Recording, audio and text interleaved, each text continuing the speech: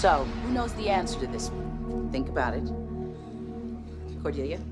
Well, just because the story's about him doesn't necessarily mean he's the hero, right? Exactly. So what do we call him? Willow? Well, the protagonist. Xander? Why can't he be both? I mean, he did do some things that were pretty heroic. Absolutely. Who doesn't agree with that? Okay. The invisible kid. Now, this invisible kid is not just in my classroom, but he's in your classrooms, your colleagues' classrooms. And the invisible kid, maybe you don't notice him or her, but they're typically the kid that you never hear anything, especially if you teach middle school and high school where classes are rotating. It's very possible this child will not speak. They like to stay in the back. They won't cause any trouble, and they'll often do their work. And that's the thing. They're not craving your attention, and at the same time, they're not misbehaving, so they are kind of caught in the middle.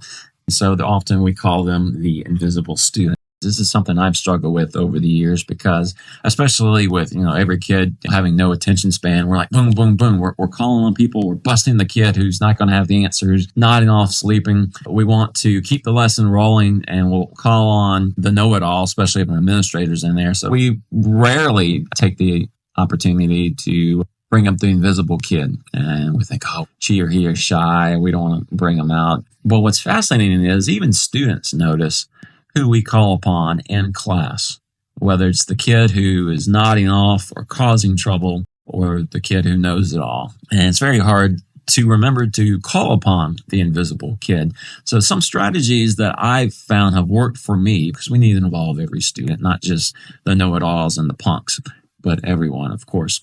In the elementary realm, something I found that was pretty cool was having discussion sticks. You take popsicle sticks and write each student's name on each popsicle stick, and I call them the discussion sticks. So instead of you have all these hands like, ooh, ooh, ooh, call on me, I'm saying, no hands. We're going to go to the discussion sticks. And it's kind of a little bit more suspenseful. Who are the discussion sticks going to call upon? So I say, discussion stick call upon Miranda. So you find that students are a little bit more awake, a little bit more, oh crap, I better have an answer, an opinion, or something, because the discussion sticks may call up. So it's great because I don't even look at the container. I just pull out a discussion stick, and then I put it over to the side so I don't call on that student no more. And I, say, okay, well, what do you get for question number 2? Pull a discussion stick. And Joe, what'd you get? And so on. Or even if you're talking about current events or any sort of discussion, sometimes to make sure it's not always the same old kids talking all the time, I found the discussion sticks is a good way to kind of balance all that out. Another thing I found that worked for me is the discussion ball. And basically, this is kind of like a Nerf ball that I would just toss out to whoever it is that would catch it.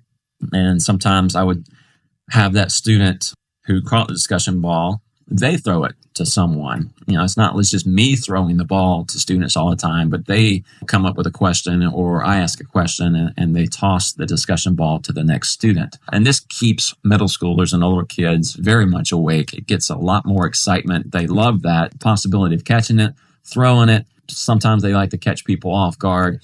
Of course, you have to set up, establishing rules and procedures. We're not throwing fastballs. You demonstrate, like anything in the classroom, how you want this to go, and you practice it with the students. So you set up those expectations. But the discussion ball is fantastic. Another way you can use the discussion ball is to get everyone in the class to stand up. And this is great for your sluggish students in the morning. Everybody stands up. For example, we're in science. We're studying about plants. Let's talk about everything we learned about plants. You toss the ball to Tim. Tim tells you one fact about plants, and he's in charge of tossing the ball to Joe, and Joe will tell you a fact about plants. Then Joe will toss the ball to Becky, and then Becky will catch it and tell you something about plants. And as each student goes, that student sits down.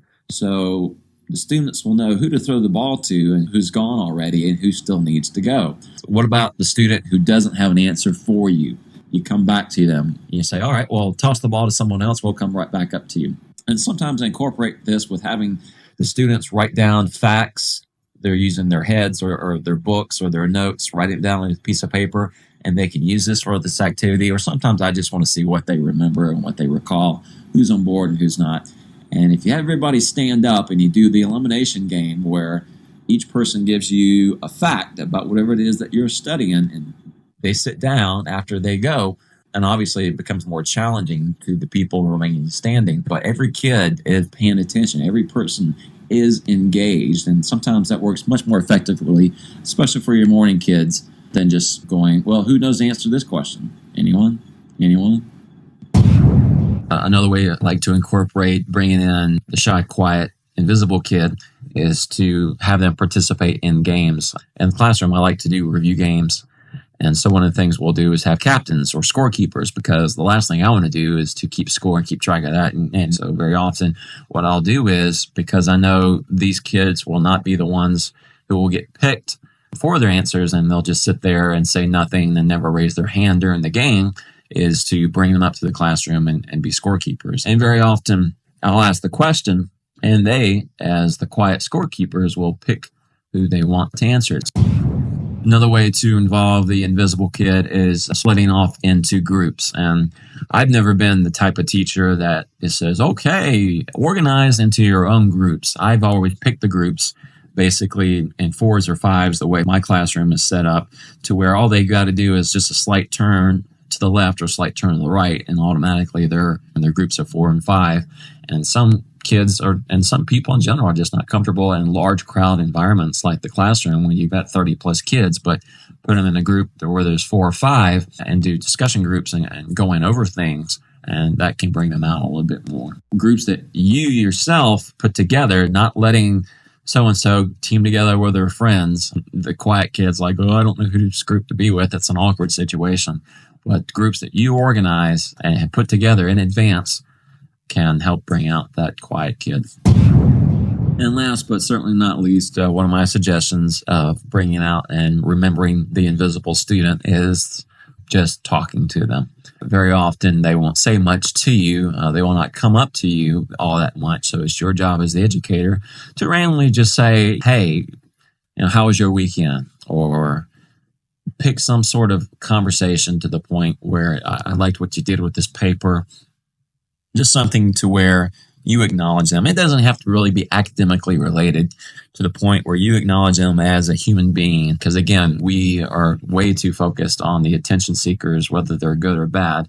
And so the last thing we often don't want to do is go talk to any more students because we're drained by them, and the invisible kid just gets unnoticed. Even if you don't really have a conversation, to the point of just saying their name, hey Joe, how's it going? That will mean something. Don't forget about your invisible student.